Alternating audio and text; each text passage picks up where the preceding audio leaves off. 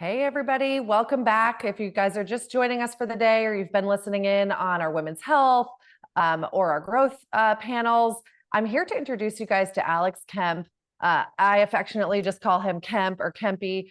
We've been working together for, I think, over 7 years now, Alex. And Alex has taken on the function here at Cardinal of media planning. This is so important when we are talking about getting out of the bottom of the funnel, building demand, creating awareness, creating brand affinity. We need to move up the funnel, start looking at other channels and thinking about how they all work together. So Alex is our resident expert in media planning and forecasting.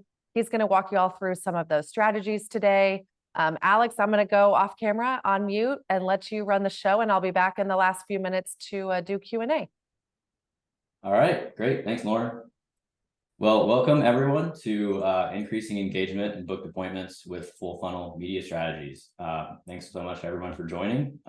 Really appreciate the time.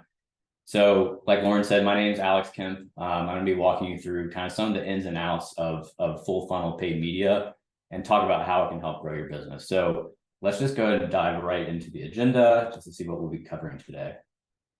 So first up is why full funnel. So we'll talk about why you should be considering upper funnel media investment in the first place. Then we'll talk about funnel design. So that's where we really get into the weeds of how the funnel can be structured to really maximize that conversion potential while still maintaining HIPAA compliance. Then we'll get into some creative content and MarTech considerations when implementing full funnel strategies. Next, and arguably the most important aspect of full funnel is going to be measurement. So we'll talk about what success looks like and how you can measure success throughout the funnel. Then we'll discuss some media mix considerations and how that media mix can evolve over time. And finally, we'll wrap it up with some key takeaways, and we'll have some time for Q&A as well at the end. So feel free to put any questions in the chat if you have them, or if you want to wait until the end to ask, that's great as well. So let's go ahead and go into the next slide. So before we get into the meat of it here, just a bit about me. Again, my name is Alex. I'm the Director of Performance and Planning here at Cardinal. So I really kind of oversee the strategic planning and performance measurement for all of our clients. So I'm always talking about full funnel, both externally to our clients and also internally to our team, really just making sure our clients' media mix is best configured to reach their goals. So I've been at Cardinal for over 7 years, like Lauren said, started in SEO and then moved into paid media and analytics roles. And with that, we can go ahead and get into the first section. So why full funnel? I've essentially boiled it down to 4 main reasons of why you should consider this strategy. But before we get into the why, I do want to talk about the what a bit here. So just want to make sure we're all on the same page about the term full funnel marketing. So basically, this is going to refer to an approach to paid media that engages that prospective patient throughout their entire journey, rather than just any one particular part of that journey. So the goal is really to guide them through each stage of that funnel. Again, kind of tailoring your strategy and your messaging at each stage based on where they are. So now that we kind of talked about what it is, let's talk about why we should be considering it. So reason number 1 is going to be a potential patient is almost 2 times more likely to convert when they've been engaged with at all stages of the funnel. So essentially what we see all the time are brands who are really only engaging at the bottom of the funnel, or what you can kind of call like this action stage here. And so you kind of have your baseline conversion rate when you're only kind of living in that bottom of the funnel. But what you see is when you layer on middle of the funnel, or consideration in this case, and then top of the funnel, or awareness in this case, you start to see that conversion rate increase significantly as you layer on these different touch points. So basically what we're saying is at your action stage, when you layer on these other touch points, your conversion rate is going to be significantly higher when you layer those on. So let's talk about a bit why that's the case and why you tend to see that. So let's just consider 2 different brands here who are competing for the same potential patient. So we have brand A, who is running paid search campaigns. So they're capturing people when they're searching for their brand or a non-branded query. but that's really the only place that they're engaging with that patient. And again, that's at the very end of their journey when they're actually looking for a solution.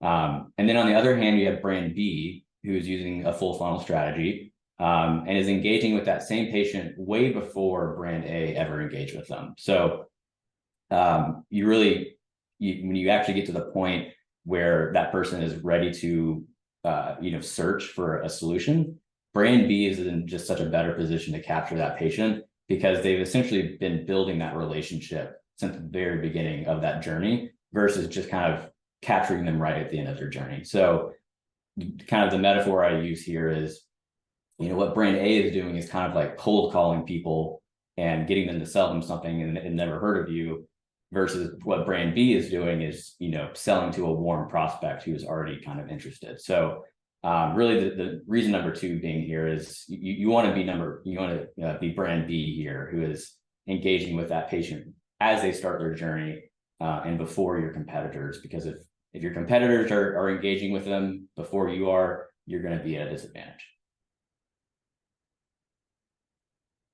All right. So reason number three to consider full funnel is going to be that it helps to circumvent some of the audience limitations that have hit the industry recently. So, back in the day, there were fewer things to consider when it came to tracking and pixels.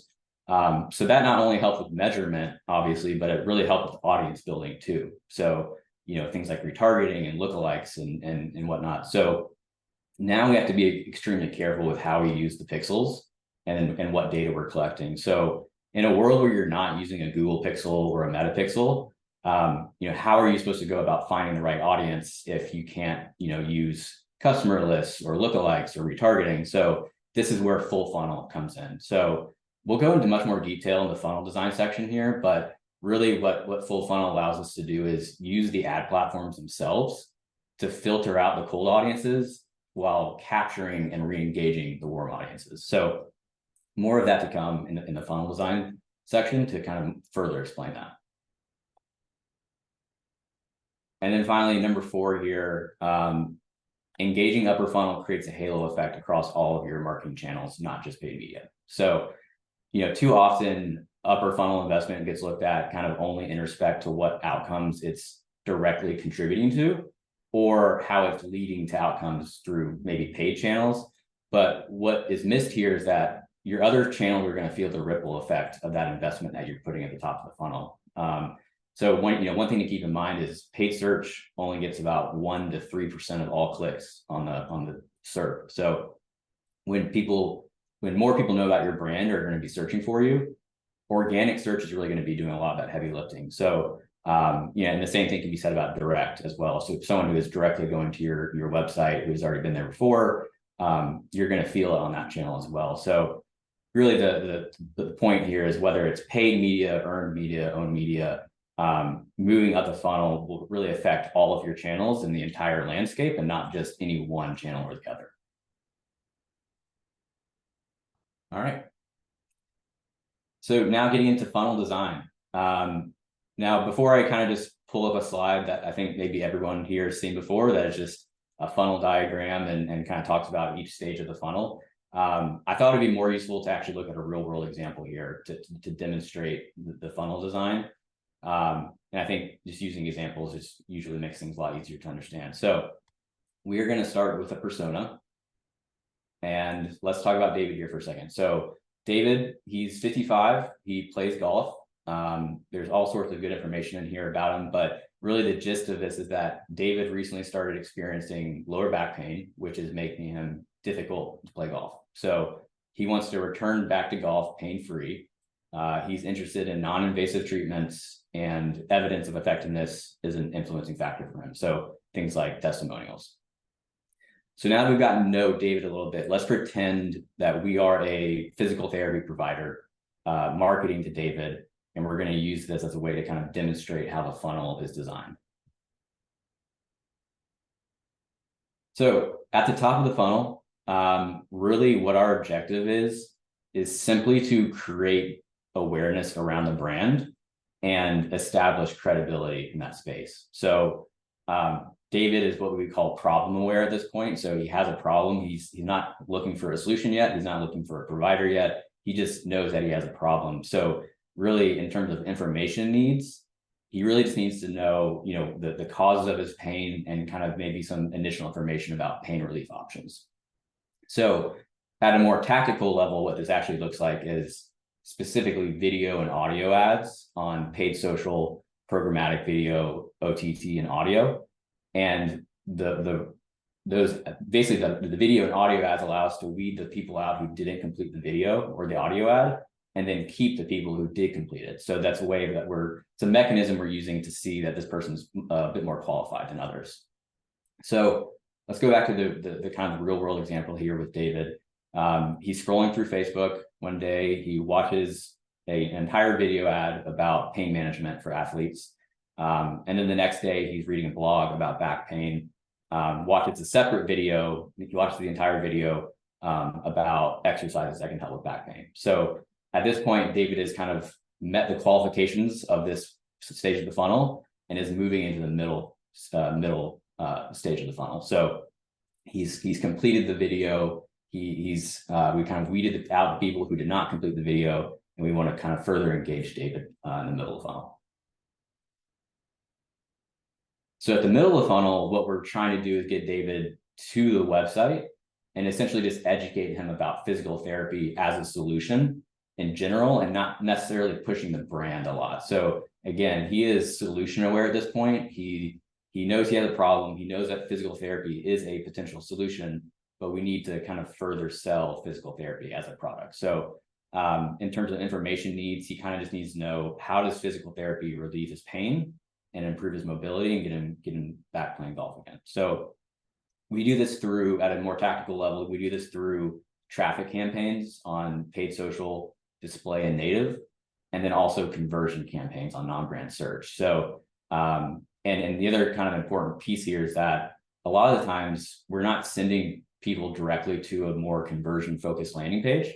Again, this person is solution aware and not quite ready yet to pull the trigger. So it might not make sense to send them to a page where we're trying to get them to book an appointment. It might make more sense to send them to a blog article. And again, this is where that kind of education comes into play, and how you build that trust and credibility throughout the relationship. So going back to David, he's reading a blog online one day. He clicks on another link to an article, which takes him to our website blog. Then David actually reads the entire article about some success stories of golfers who have been in his position where they've had an injury and have come back and pain-free. So at this point, we've gotten David back to our website. He's had what we're going to call an engaged session. So he didn't just immediately bounce when he got to the website. He actually stayed there and read content. And at this point, he has kind of met the criteria of the middle of the funnel, and now he's going to move into the bottom of the funnel. Finally, now we're at the bottom of the funnel, and this is where we're actually going to get David to actually try to book an appointment. So this is where we're actually going to be pushing the brand, trying to get him to book an appointment. So, he's already seen the video content on paid social and programmatic video. He's already been to our website and read our blog content. So really the goal here is just to remove any potential barriers for David to get back to the website and then book an appointment. So he needs to know things about like insurance, payment options, when can he get an appointment? And from a tactical level, this is going to look more like paid social retargeting or display retargeting, as well as brand paid search. So bidding on your own brand name. Now, finally, going back to David as an example here, he searches for our brand on Google after this journey. He searches for our brand, clicks through a paid search ad, and then that's where he finally schedules his first consultation to begin treatment. So at this point, David is kind of it concludes his journey in the funnel, and we've gotten him to do the thing that we wanted to do. So that was kind of that persona to kind of demonstrate how that funnel works. Now, when you zoom out and kind of look at this framework here, you can kind of see how this is structured. Essentially, what we're doing is we're taking qualified audiences at each stage of the funnel and then passing them to the next stage based on some kind of criteria. So at the top, again, we have people who we wanted them to watch the entire video. They did. Then we want them to go to the website and have an engaged session. They did. then we want them to go back to the website and book an appointment, and then they did. So this is really kind of a slide to just kind of demonstrate and visualize how the entire funnel kind of works together. All right, so considerations. Let's start with some creative and content considerations first. So the first thing to consider with this funnel design is the use of skippable video. So by skippable, I just mean the videos that can be skipped after 5 seconds of playing. So the reason you want to use skippable is that skippable part is really the mechanism that we're using to weed people out who aren't interested, and then capture the ones who are interested. So having that mechanism is really important. So that's why we kind of recommend sticking with skippable video. And for that reason, that kind of puts OTT a bit at a disadvantage, because OTT is not skippable. It's non-skippable. You have to watch it. So there's no real way to weed out people who are more or less interested in what you were selling. Next is, in that skippable video, you'll want to make sure you're branding early and often. So those first 5 seconds where people can't skip the video is super crucial to kind of get the person to stop the scroll and actually read or actually watch the entire video. And it also helps a lot with ad recall, and which then drills down into brand search interest as well. So next is using long form blog content. So this is going to be super useful in the middle of the funnel, where you're targeting semi-qualified traffic, but you don't want to push them to a conversion focused landing page just yet, like we talked about. That's where blog content is really the kind of cornerstone of your content amplification strategy there.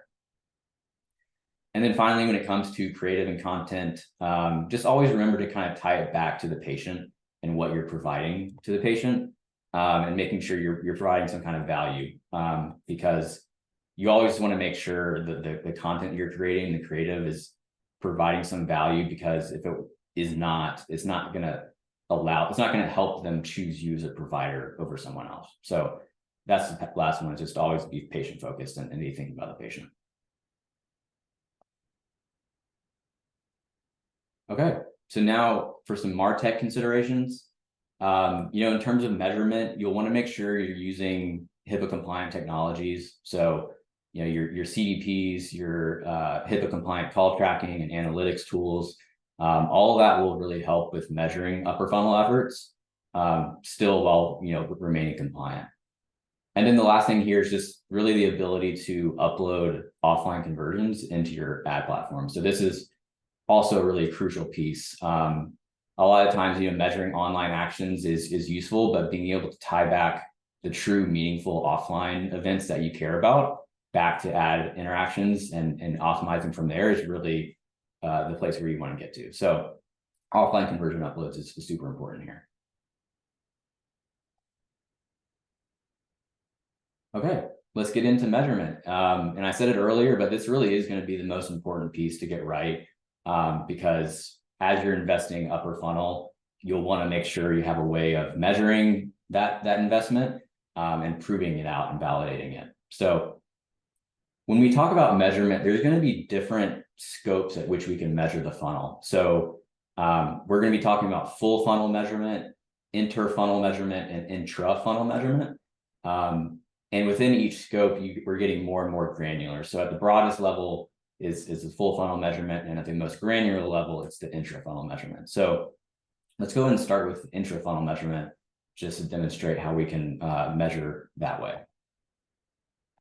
So intra-funnel measurement is going to basically occur within individual stages of the funnel rather than across the entire funnel. So it aims at understanding, which channels and tactics drive the best performance within each stage of the funnel based on different metrics. So, going back to our funnel design, at the top of the funnel, our metric that we were using was video and audio completion. So that's the thing we want them to do. The KPI is the cost per video or audio completion. And then our goal, kind of the goal KPI, is going to be anything under 3 cents. So that's generally what you'll pay for on average for someone to actually watch your entire video or your entire audio ad.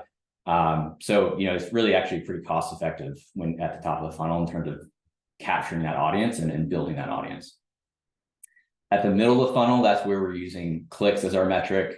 Our KPI is cost per click, and then anything under about $5 is generally what we see for middle of the funnel cost per click and cost efficiencies. And then finally, at the bottom of the funnel, we're measuring leads. Again, this could vary depending on the situation, but usually we're measuring leads. Our KPI is going to be our cost per lead. And then, the goal cost per lead is always going to be, depend on a lot of different factors. So that's going to depend. But really the point here is that we're using different measuring sticks for different channels and tactics based on what those channels and tactics are meant to accomplish. So it's basically using kind of the most appropriate way of measuring those channels. So now let's talk about inter-funnel measurement. So these are measurements that go beyond individual stages and are more about the connections and interactions between stages. And it's more about what we call like the pull-through effect. So that's like how well are certain channels or tactics pulling people through the funnel through lower stages of the funnel. So for example, of the people that completed a video view on paid social, how much did it cost to get that person to the website in the middle of the funnel? And then even one layer deeper, how much did it cost to get that person to the website again and convert? So let's look at an example of this just to demonstrate it a bit further. So it's going to help to look at these upper funnel channels as kind of different funnels that like kind of individual funnels that users can navigate through. So as an example here, we have paid social, programmatic video, and OTT. We've spent $5K on each one of those tactics. Now, if we were using intra-funnel measurement, what we just talked about, that would tell us that programmatic video should be funded the most because the cost per video view is the lowest. So it's at 2 cents for programmatic versus 3 cents for social and 5 cents for OTT. And putting more budget there, in theory, would generate the most video views. But we can see that the cost to get it for programmatic video, the cost to get that user to the website is much higher than it is for paid social. It's about $2 for video versus $1.50 for social. And then the cost per lead is even higher. So $67 cost per lead for video versus $30 for social. So inter-funnel measurement would actually show us that paid social is more cost effective at pulling that user through the funnel, and we should fund that channel more and not programmatic video. And then you can see OTT here is just really struggling with kind of a pretty high cost per click and a very high cost per lead. So that channel is something that we might want to consider defunding or maybe pulling altogether.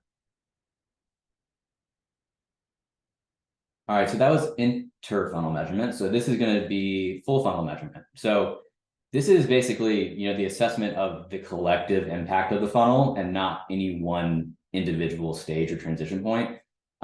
So when you zoom all the way out here and you're trying to understand how the entire funnel is performing, it's not going to be about things like video views and clicks to the website.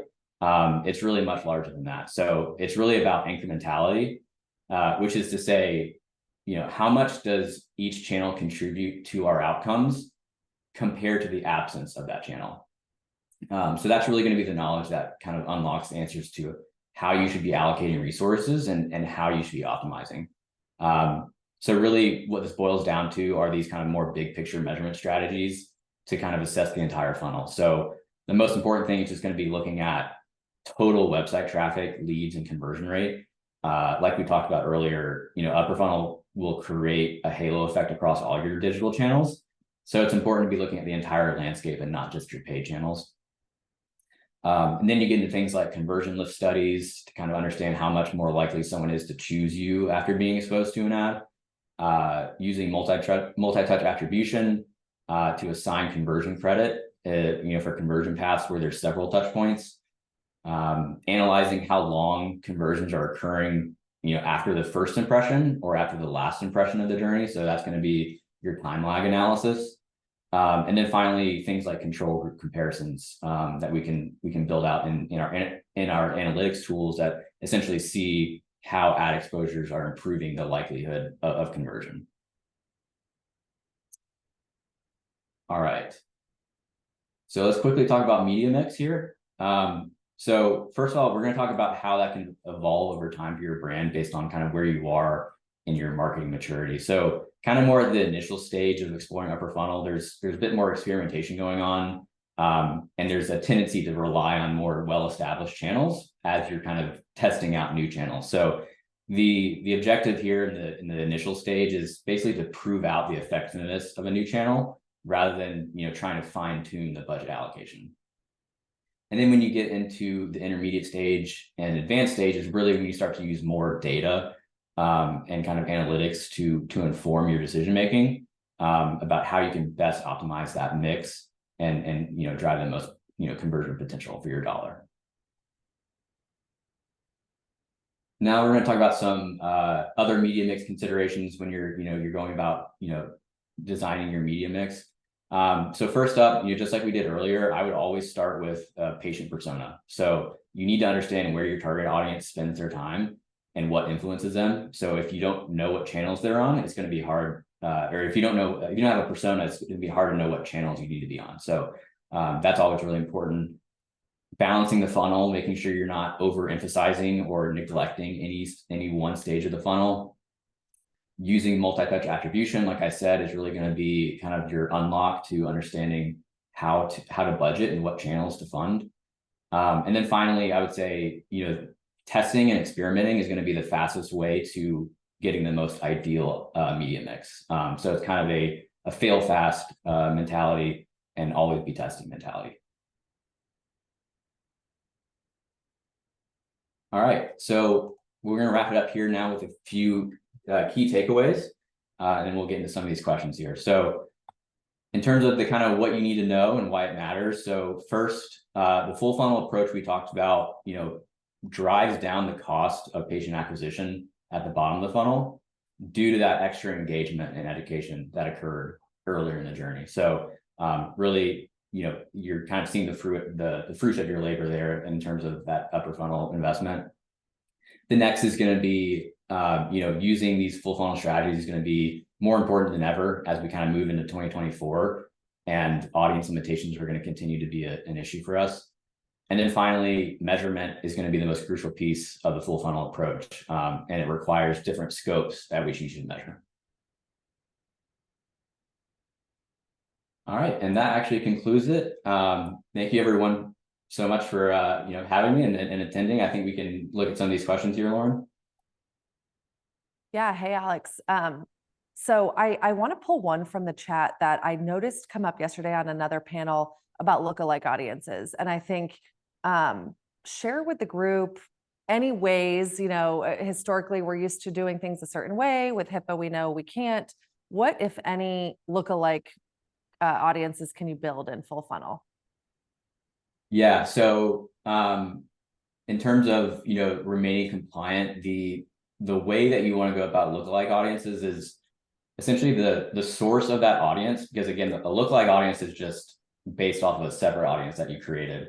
So that separate audience, that original audience you created, cannot be sourced from a pixel or a website, which means it can be sourced from the ad platforms instead. So if you know that someone has, for example, on Facebook, if you're running lead form ads, if you know that this many people have actually opened up the form but haven't submitted it, or maybe this many people have submitted the form, let's create a lookalike audience based off those people, and then target them and find more people who are more likely to fill out that form. So basically, to answer your question, I think it comes down to the source of that audience and making sure you're using the platforms instead of a pixel or a website.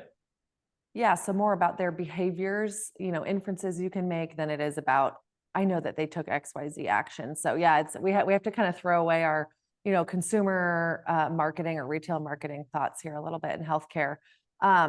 There was a question about personas, which I think is interesting in full funnel. How heavily do you rely, like, let's say maybe you're at the top of the funnel, how heavily do you rely on maybe like a preconceived persona versus like a wider approach to targeting? Yeah, I mean, I think like all things, it probably depends. It depends on your audience, right? Like if you have a very niche audience, I think a persona makes more sense. And knowing what that audience looks like.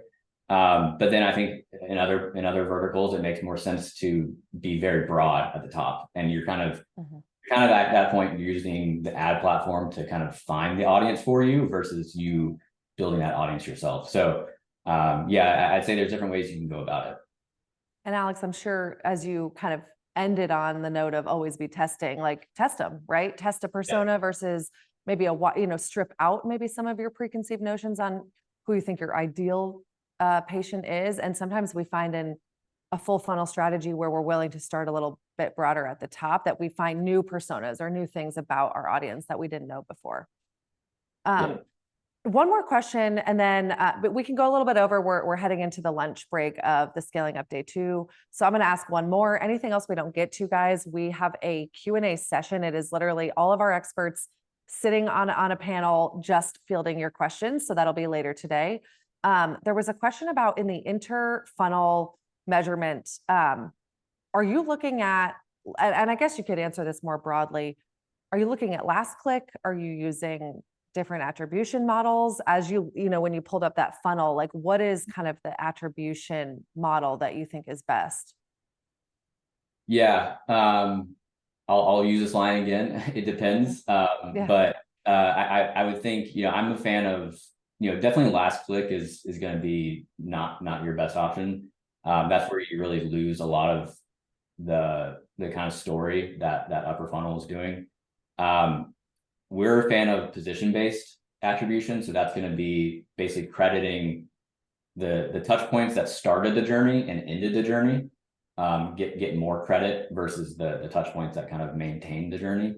So that's something that we deploy often internally.